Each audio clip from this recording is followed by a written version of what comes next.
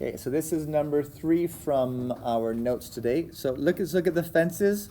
How many fences do we have? 2 fences. We have one fence at -4 and another fence at 0. Okay, so we're going to put our vertically dashed line through -4 and our vertically dashed line down the y-axis. Okay, that's where x equals 0.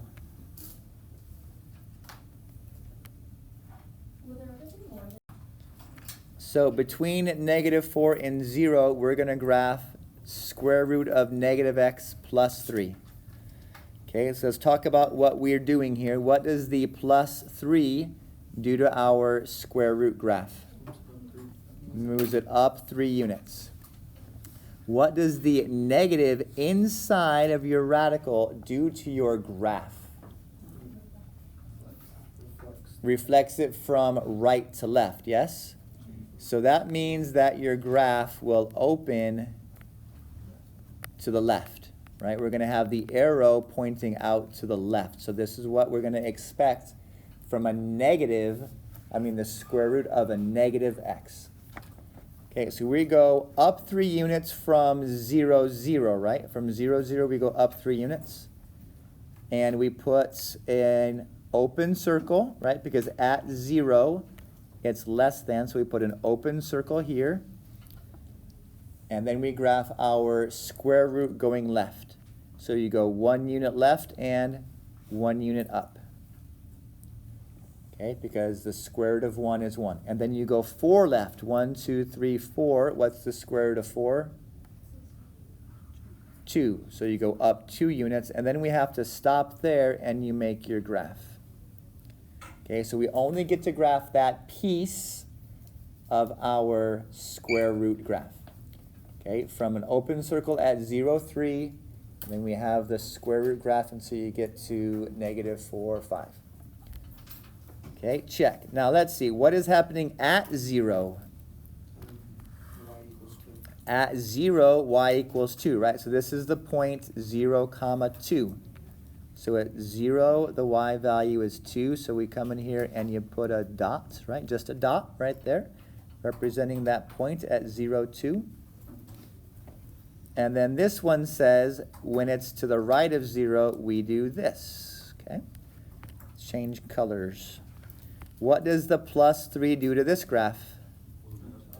Moves it up 3. And we have a positive x, so it opens to the right. So this is your normal standard, right, square roots. So we're going to have an open circle again at +3. And then everything's going to go like normal. So 1 right, 1 up, 4 right, 2 up, 9 right. What's the square root of 9? 3. So 9 right, 3 up. Right? We have it on our graph, so we might as well make use of it. So look at that piecewise function. Looks like a little seagull with a dot.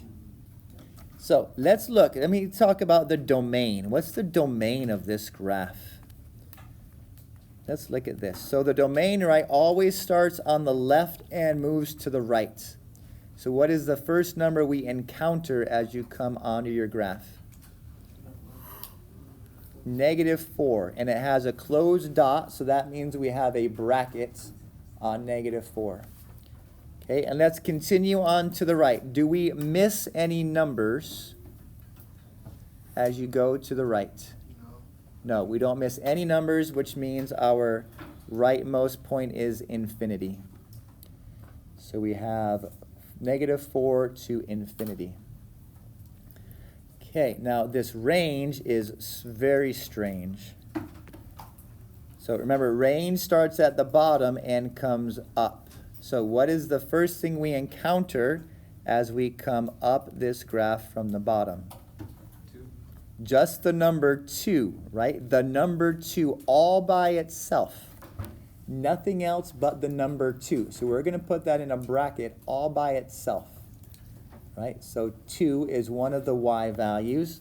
And then since we have others, we connect it with this u. So continuing up, what is the next y value we run into?